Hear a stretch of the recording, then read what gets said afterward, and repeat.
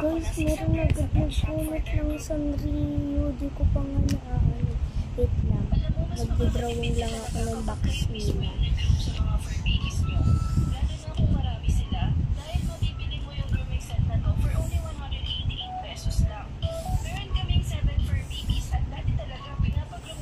And so, Cinnamoroll daw. So, ayun. So, mag-drawing tayo ng Cinnamoroll.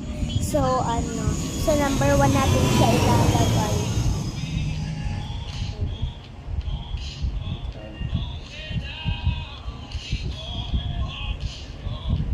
Wait lang, babalik. So, sa number 2 na lang, masikip kasi sa number 1. Babalikan ko kayo pagkatapos ko i-draw. So, guys, tapos na natin siyang i-drawing. Ayan. So, papakita ko sa inyo. Wait lang. Ayan, guys. So, ito kasi masikip tong number 1.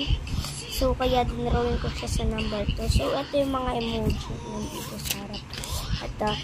1, 2, 3, 4. Ayan, 4 na yung na-drawing ko. Nag-comment pa kayo sa kung anong gusto nyo emoji para mapuno natin to.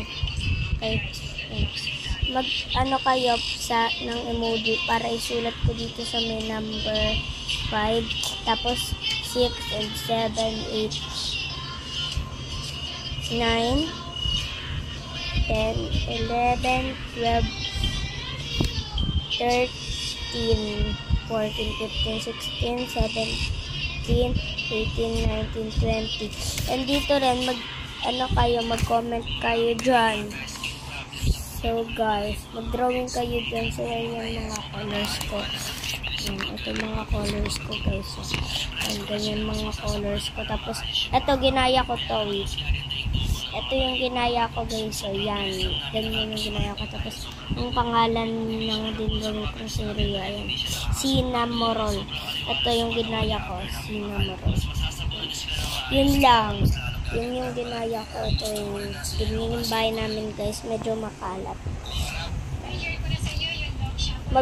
Magpaano pa kayo para isusulat ko sa 3.